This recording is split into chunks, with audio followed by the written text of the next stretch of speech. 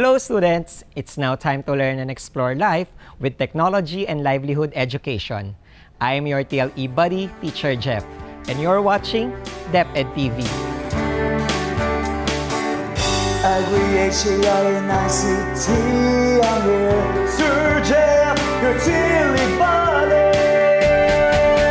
Your safety is our priority as we turn your dreams into reality. Be future ready with TLE. Do you have an idea what ICT stands for? Information and Communications Technology, or ICT, is the mode used to communicate, create, design, store, and manage information. It had been an integral tool in the teaching-learning process.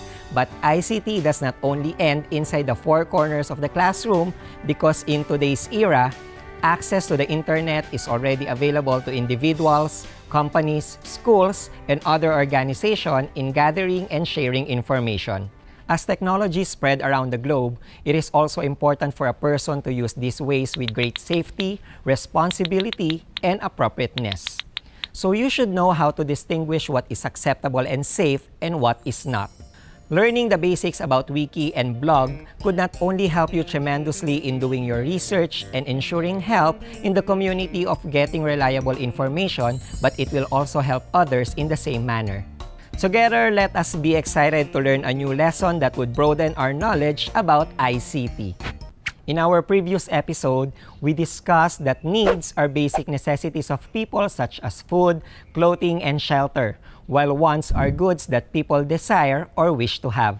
As an entrepreneur, it is important that we follow the buying and selling process. Now let's move on to our new lesson about posting and sharing materials on wikis and blogs in a safe and responsible manner. This time, I want you to be familiar with the words that we will encounter in this episode. Can you guess these unfamiliar words? Arrange the given letters to identify the unfamiliar words. Ready? This word refers to a website that allows collaborative editing of its content and structure by its users.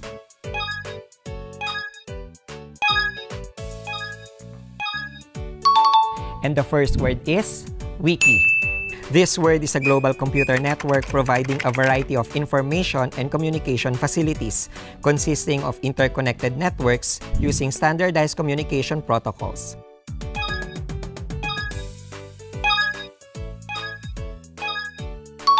And the second word is Internet. This word is derived from words web and logs.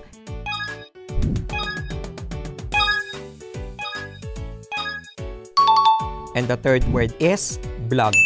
How about ICT? ICT stands for Information and Communications Technology, which refers to technologies that provide access to information through telecommunications like mobile phones, laptops, and computers. Remember these words so that it will be easier for you to fully understand our lesson for today. Get a piece of paper and a pen and answer the questions that will be shown on the screen. Read and understand each statement carefully. Choose the letter of the best answer and write it on your answer sheet. You will be given 5 seconds to answer each question. Number 1. What does ICT stand for? Letter A. Information and Computer Technology. Letter B. Information and Community Technology. Letter C. Information Compensation and Technology. Letter D. Information and Communications Technology.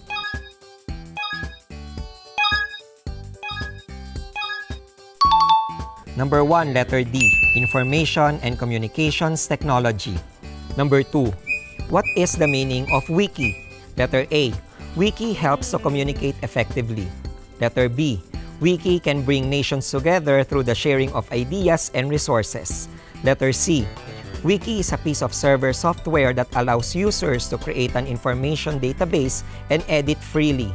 Letter D, all of the above.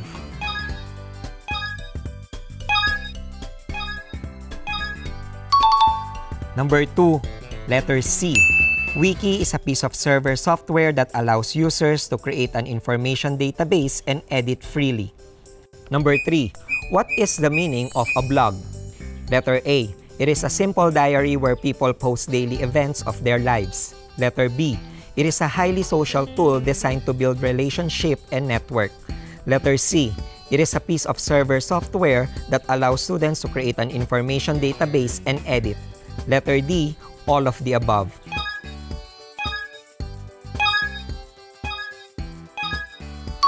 Number 3, letter D, all of the above. Number 4, this feature includes a file of all published on that blog since the beginning, making it very easy to find all their posts. Letter A, link. Letter B, posts. Letter C, archives. Letter D, commenting feature.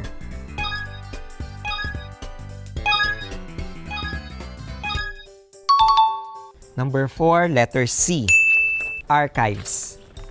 Number 5, what is the meaning of the Hawaiian word wiki? Letter A, fly. Letter B, fast. Letter C, slow. Letter D, server.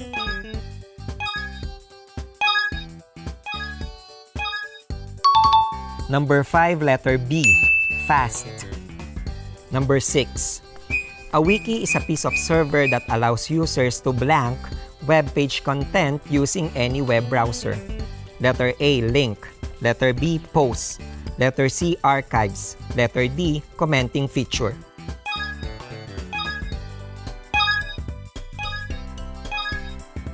Number 6, letter A, link.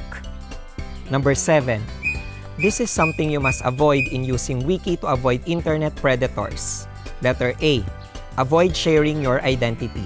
Letter B, avoid deleting useful content.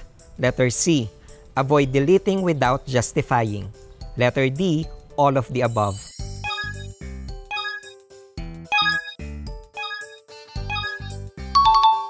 Number 7, letter D, all of the above.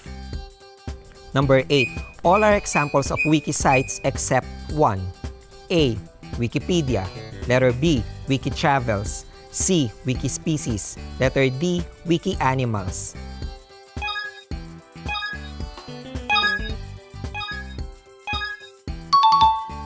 Number 8, letter D, Wiki Animals. Number 9, what is a blogger? Letter A, one who creates a blog. Letter B, also called a wiki application.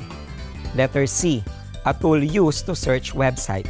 And letter D, a website where writers share their personal experience.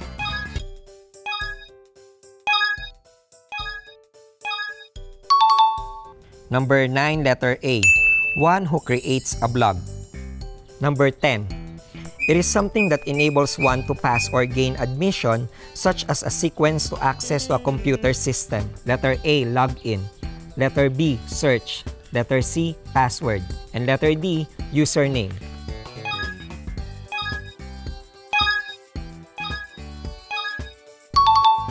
And number 10, letter A, login. So, what's your score? If you got 10, very good. You're on the right track. If not, that's okay. I will guide you all throughout the episode so you can learn more.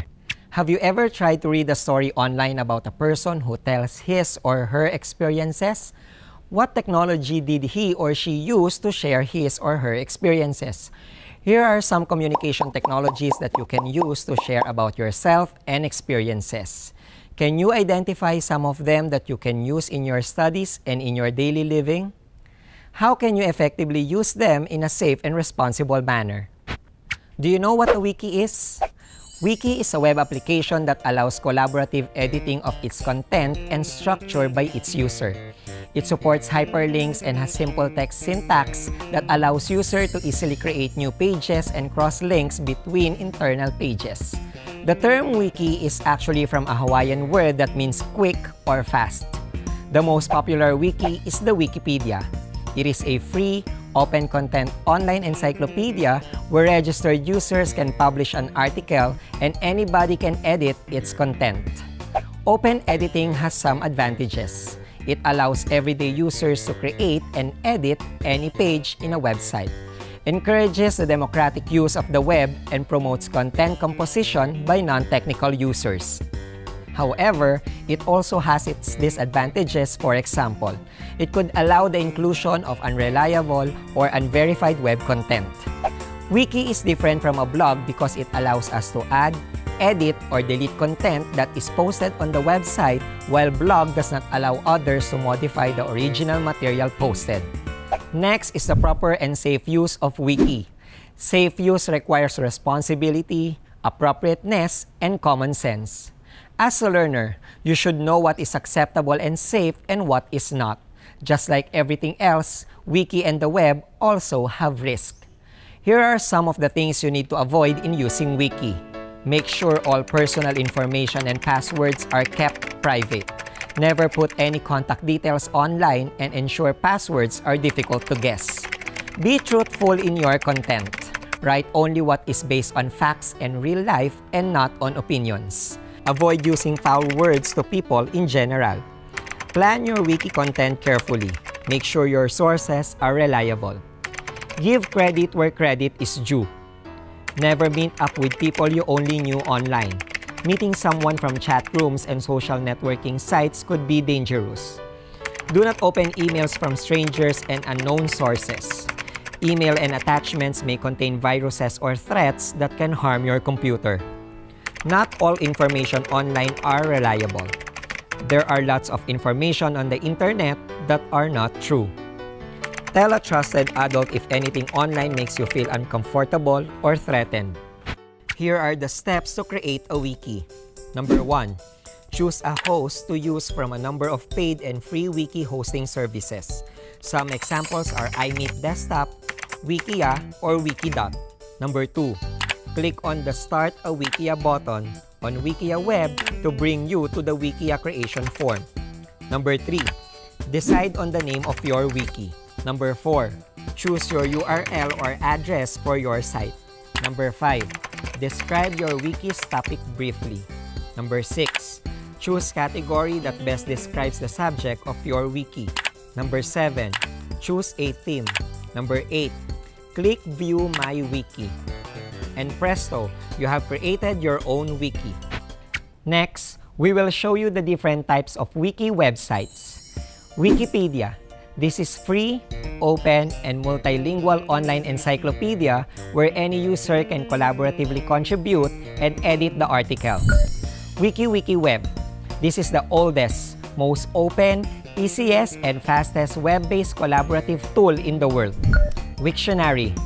This is an online multilingual dictionary that contains the meaning, origin, and pronunciations of words. Wikiquote. This is a collection of reference or quotations from well-known people, books, movies, and the like. Wikiversity. This site supports free learning communication, projects, materials, and other learning resources that may be used in all levels, types, and styles of education. Wikitravel. This is a travel guide that uses a Wikimedia software. It provides information about the history, people, culture, and background of different countries. Wikispecies. This is a directory of species of all forms of life ranging from animalia, plantae, fungi, bacteria, and the like. Wikinews. This is a compilation of news story made possible through collaborative journalism. Wikibooks. This is a free library of educational books and manuals that may be edited, changed, and improved by anyone. What is blog? Blog is derived from the words web logs. BusinessDictionary.com defines blog as a website similar to an online journal that includes chronological entries made by individuals. It provides users with forums or a comment area to talk about each posting. Please take note of the following. Blogging can be useful for you as it helps improve reading and writing skills, makes them more creative, provides a tool for collaboration, fuels their desire for learning. While blogging is useful, you must be aware of the following internet safety tips. Do not use any personal information such as last name, contact numbers, and others. Do not post offensive photos. Do not compete with other bloggers. Do not use your blogs to harm other people. Look at this image. Are you familiar with this login environment? This site will require you to enter your username and password before you can log in. Why do you think websites require you to log in? These are the steps on how you're going to create a blog. Number 1. Open google.com in your browser. Number 2. Click Create a Blog for free. Number 3. Choose Personal. Number 4. Click Next. Number 5. Enter your username of your choice and click Continue. Number 6. You can sign up with Facebook. Enter your email address, then your password. Number 7. Now you have created an account for your blog, you can now create your own blog which you can post and share later. Note: make sure you comply with the blogger content policy and terms of service. Now that we know how to create a wiki and a blog, let us now identify whether the following statement is safe or not safe. You will be given 5 seconds to answer each item. You may write your answer in your answer sheet. Number 1. Delete reliable information on wiki.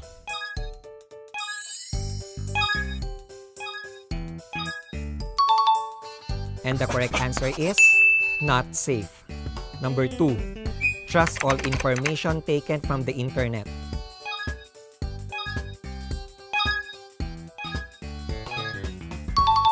And the correct answer is not safe. Number 3. Avoid using words that are offensive to people.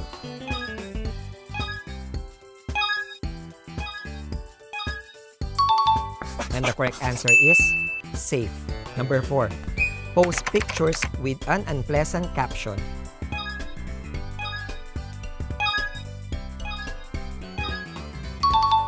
And the correct answer is not safe. Number 5. Post information that are true and are based on facts.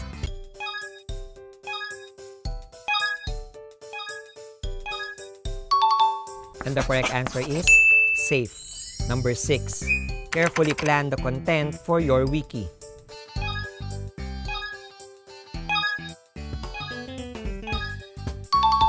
And the correct answer is safe. Number 7. You may share your password to your trusted friend.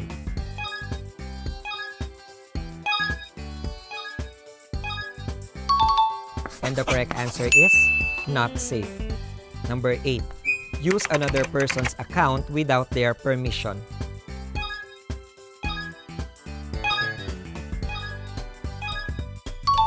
And the correct answer is not safe. Number 9. Attack personalities on wiki.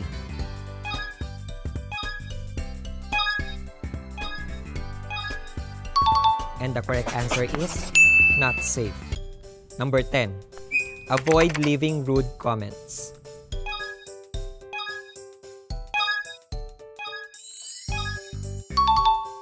And the correct answer is safe.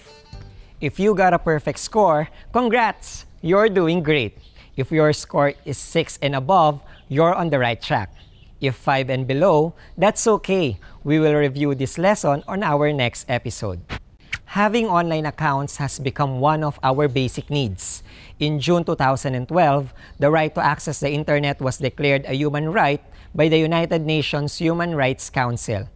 We use it for communication and entertainment. We must keep in mind that people will sometimes identify us based on what we post in wikis or blogs. We should always be extra careful in using the internet. Read everything thoroughly with understanding. Never share or like based on fame and popularity. Always think before you click. Remember, Wiki is a web application that allows collaborative editing of its content and structure by its user.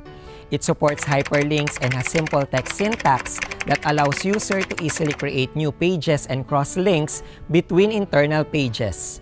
Safety requires responsibility, appropriateness, and common sense. So, a student should know what is acceptable and safe and what isn't in using information and communications technology. I hope that you have learned a lot today. Just have faith in God and ask Him to direct your ways according to His plans.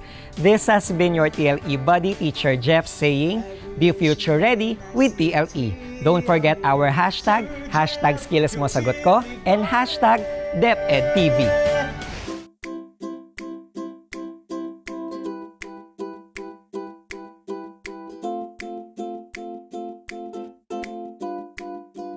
you.